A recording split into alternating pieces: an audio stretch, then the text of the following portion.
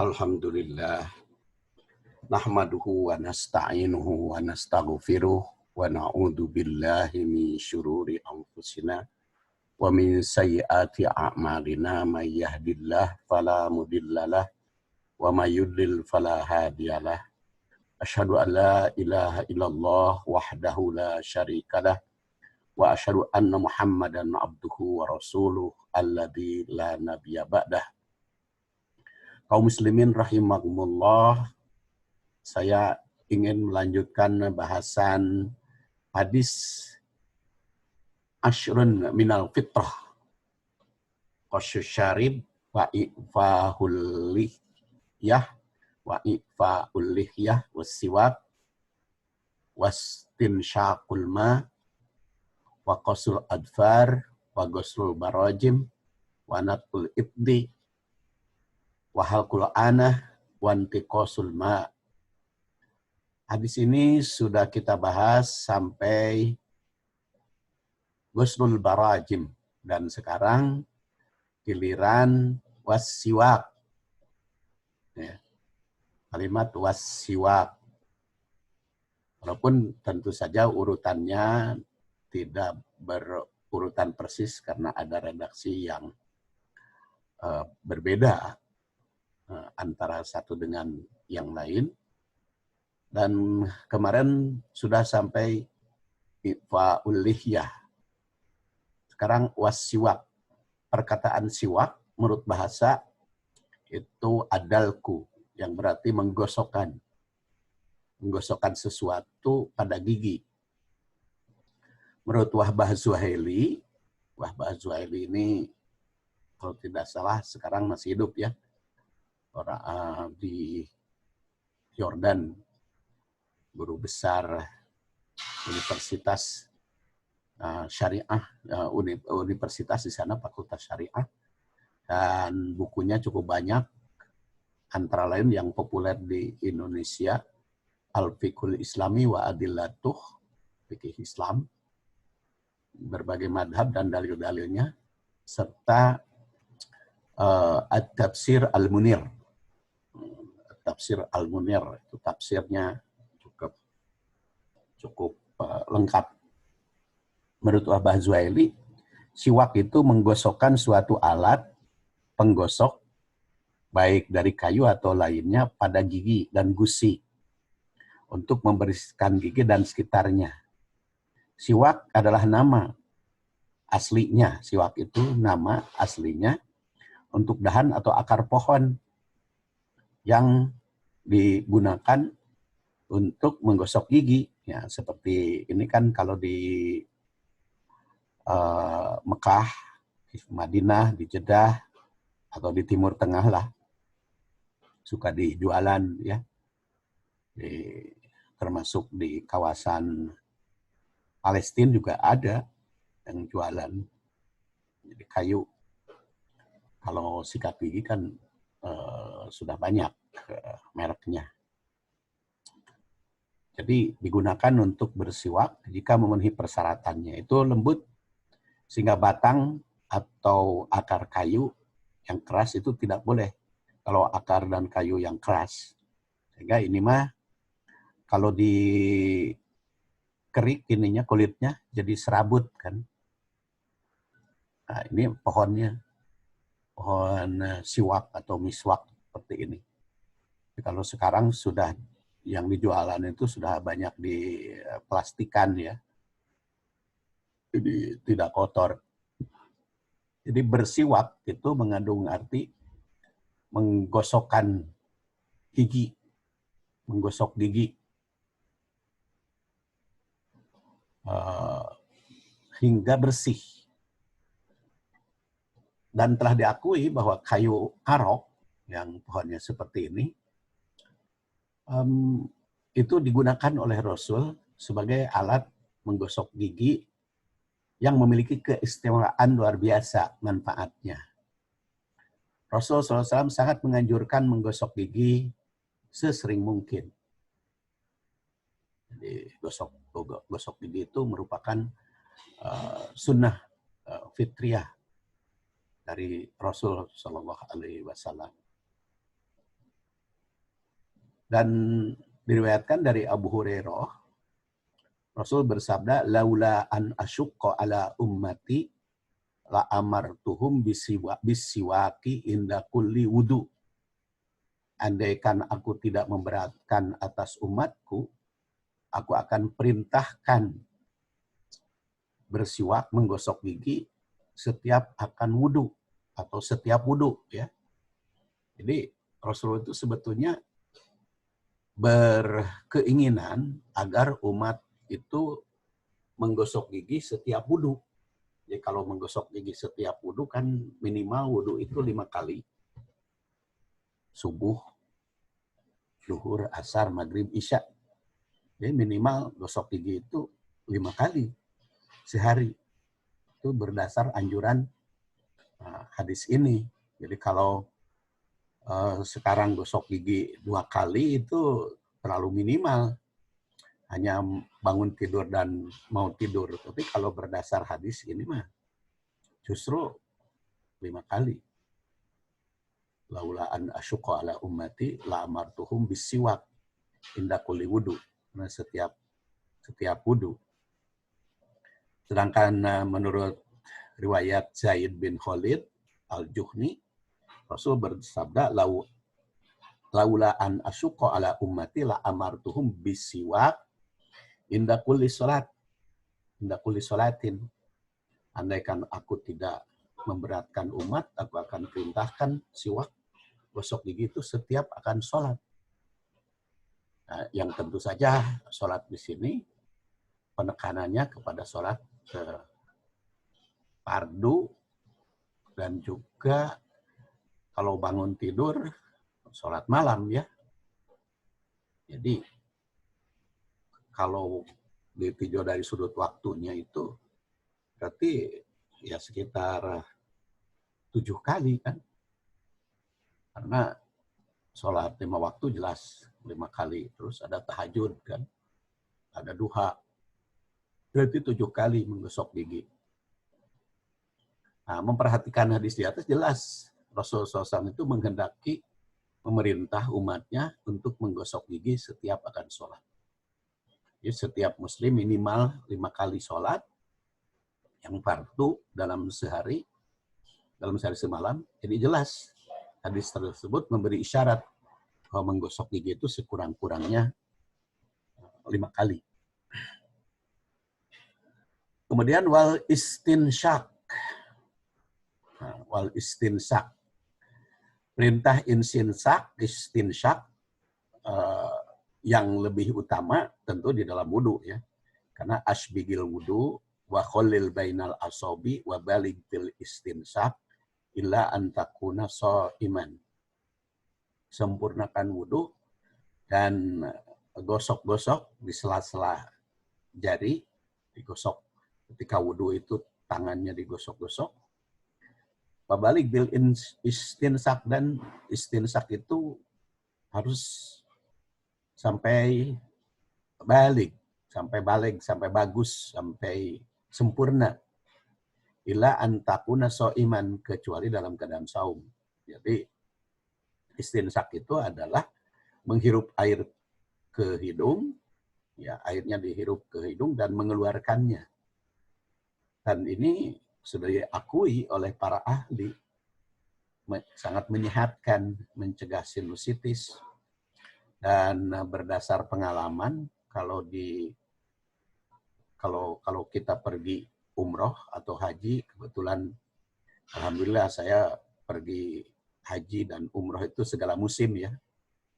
Kadang musim dingin, kadang musim panas, kadang musim antara dingin dan panas, apalah istilahnya, musim semi mau apa.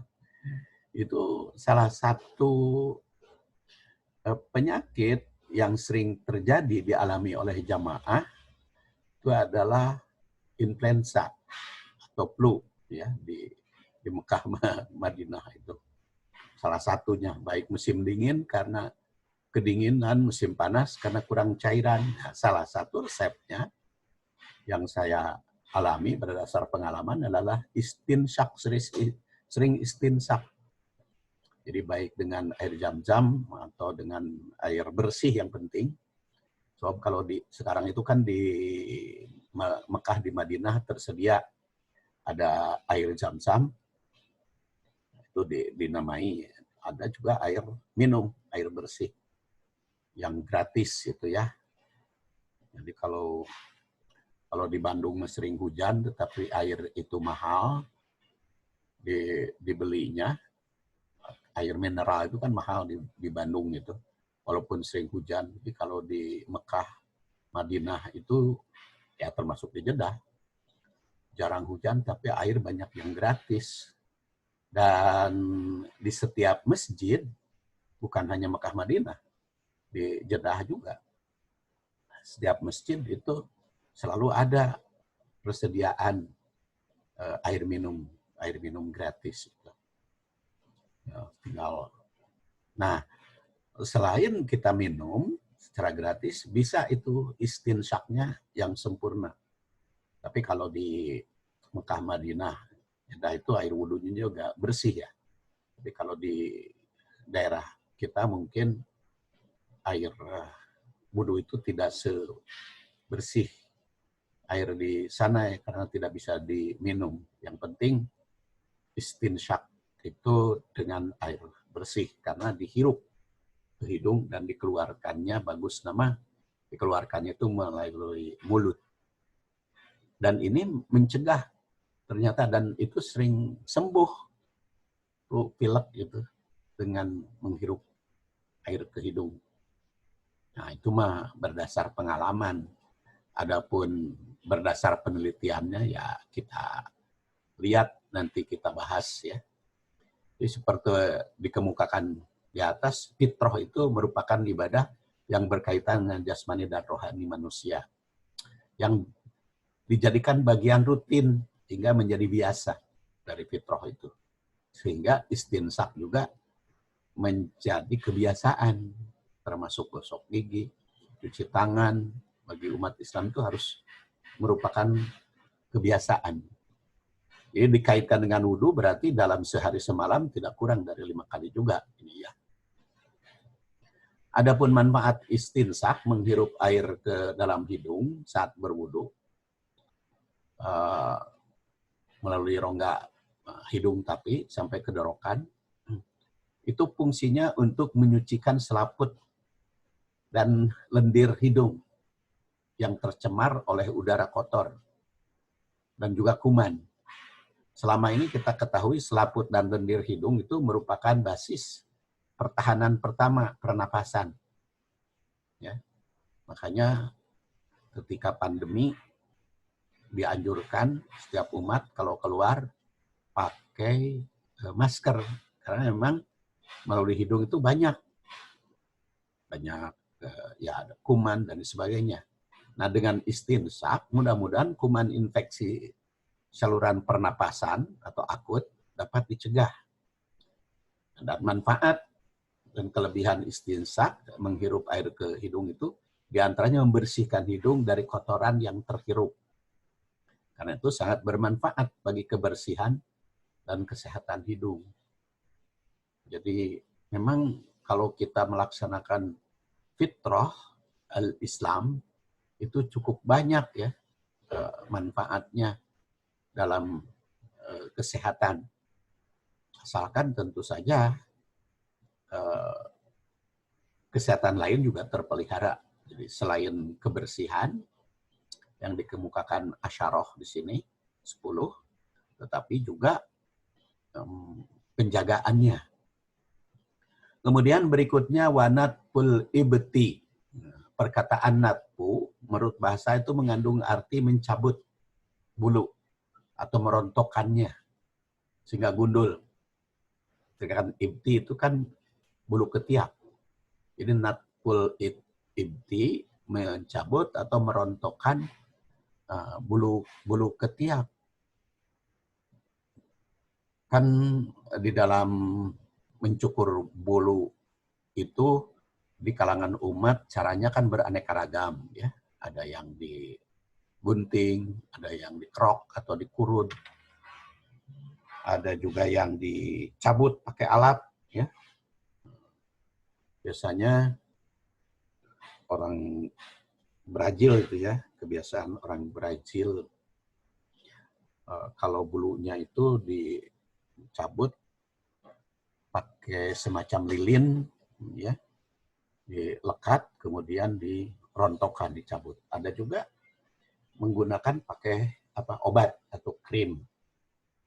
Krem dioles, setelah dioles tunggu beberapa menit, nanti diusap oleh tisu, kemudian dicuci, itu otomatis jadi bersih.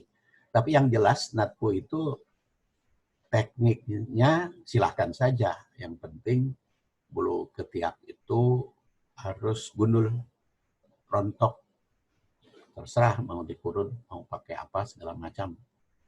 Dan Anas bin Malik itu menerangkan waqota lana, memberi waktu kepada kita bikosis syarib, di dalam menggunting atau memedikan kumis, wataklimil adbar, memotong kuku, wahalkil anah, menggunduli bulu kelamin, wanatil ibti, dan merontokkan bulu ketiak, layut roku aksaro min arba'ina yauman. Itu jangan sampai tertinggal melebihi 40 hari. Jadi jangan sampai melebihi 40 hari. Kumis, wah potong kuku mah kalau 40 hari kan cukup panjang. Jangankan 40 hari ya. 1 minggu juga kan sudah panjang.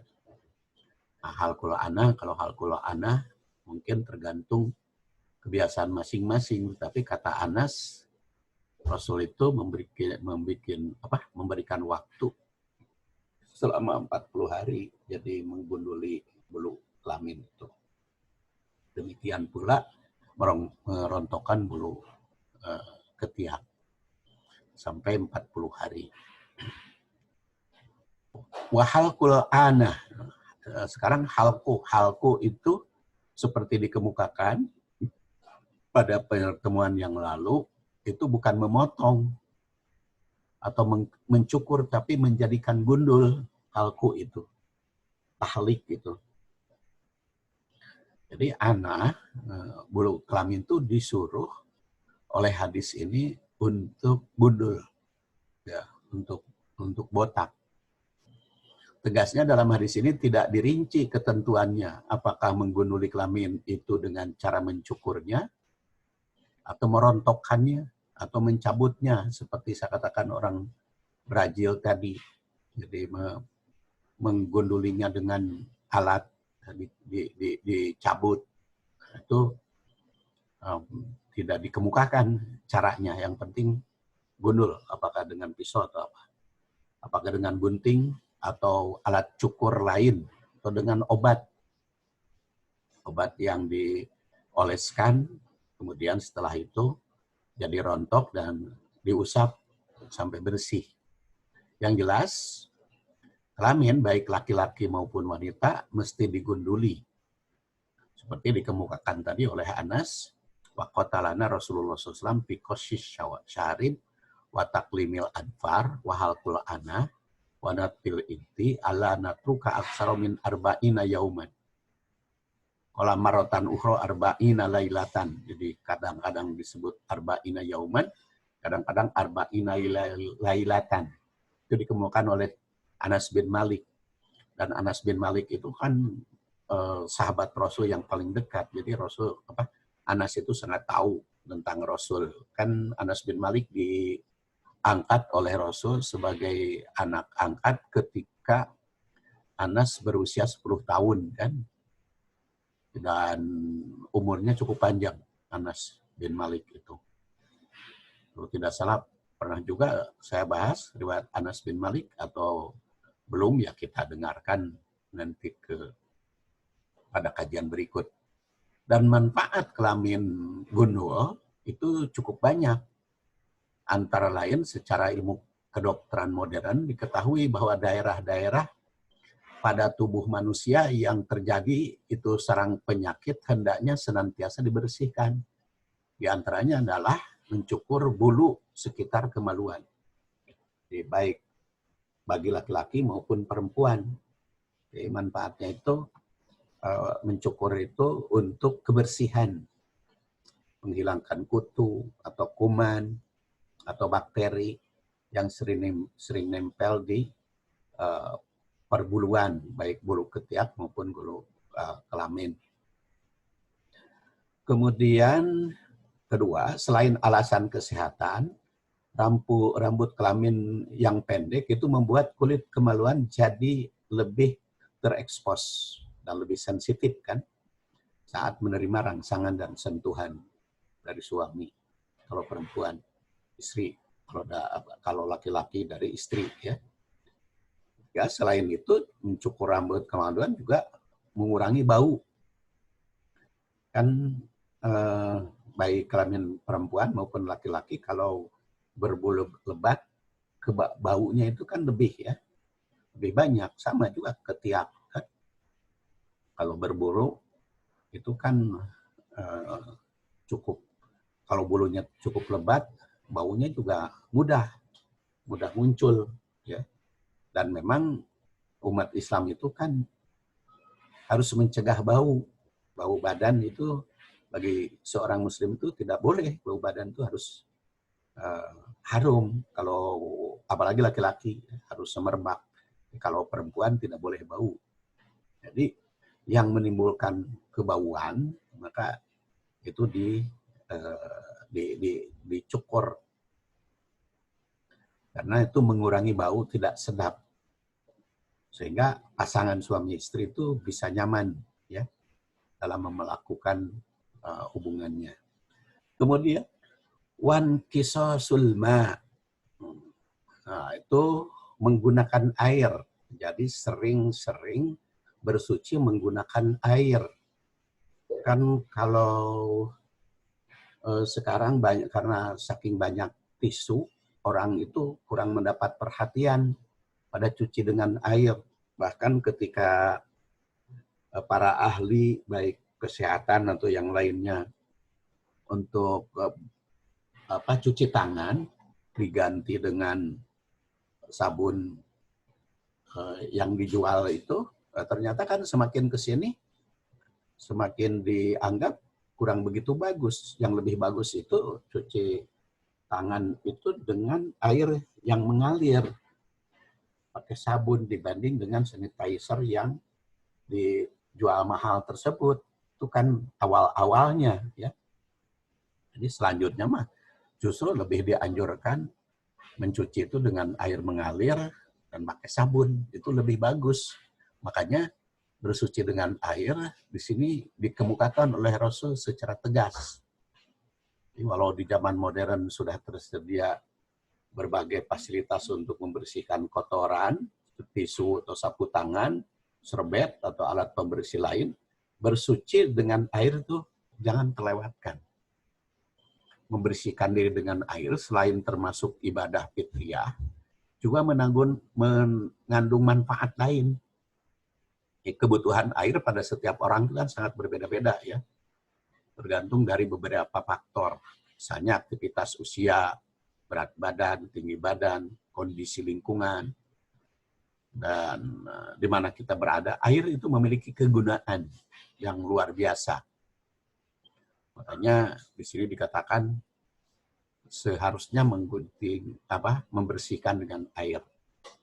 Kemudian kalimat qala Mus'ab wa nasitul asyirah illa an takuna madmadah dikemukakan oleh Zakaria bahwa Mus'ab sebagai tabi'in yang dipercaya oleh Muslim itu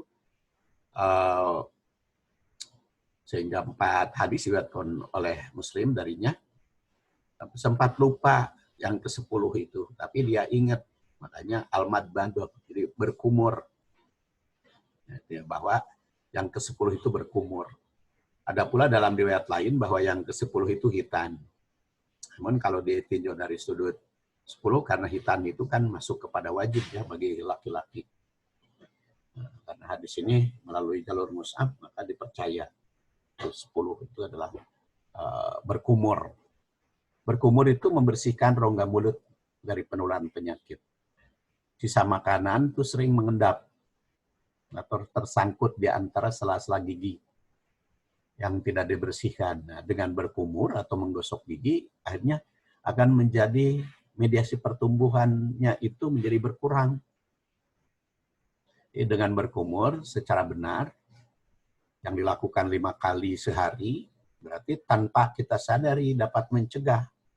Kenapa 5 kali sehari? Ya kaitan dengan sholat tadi. Jadi penelitian modern itu membuktikan bahwa berkumur itu dapat menjaga mulut dan tenggorokan. Dari radang, menjaga gusi, dari luka. Berkumur juga dapat menjaga, membersihkan gigi. Ya. Jadi manfaatnya cukup banyak kumur itu. Karena kaitan dengan menggerakkan mulut juga itu otot-otot wajah. Akan kesegaran. Jadi berkumur itu merupakan latihan penting yang diakui oleh pakar dalam bidang olahraga. Dan itu berkumur jika dilakukan dengan menggerakkan otot wajah dengan baik dapat menjadikan jiwa seseorang itu tenang.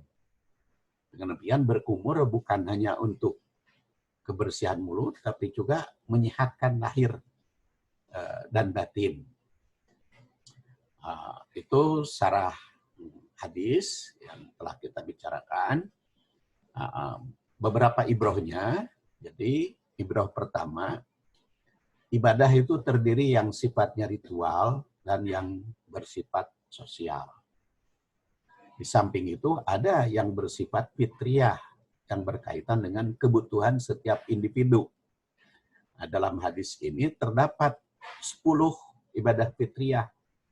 Tentu saja bukan hanya berjumlah 10 saja, melainkan masih ada yang lain, tapi yang termasuk ibadah fitriyah yang tidak boleh ditinggalkan, berdasar hadisnya ada 10. Kedua, dengan mengetahui dalil nakli yang tercantum di dalam Quran dan hadis, bersumber dari syariah, dan dalil akli akal pikiran, sifatnya ilmiah, hasil penelitian para ilmuwan, maka setiap mukmin tidak hanya meraih nilai ibadah, tapi juga bernilai muamalat. Bukan hanya dapat menyehatkan jasmani, tapi juga menyehatkan ruhani. Karena kalau kita tidak tahu manfaatnya secara ilmiah, mungkin kita hanya bernilai ibadah.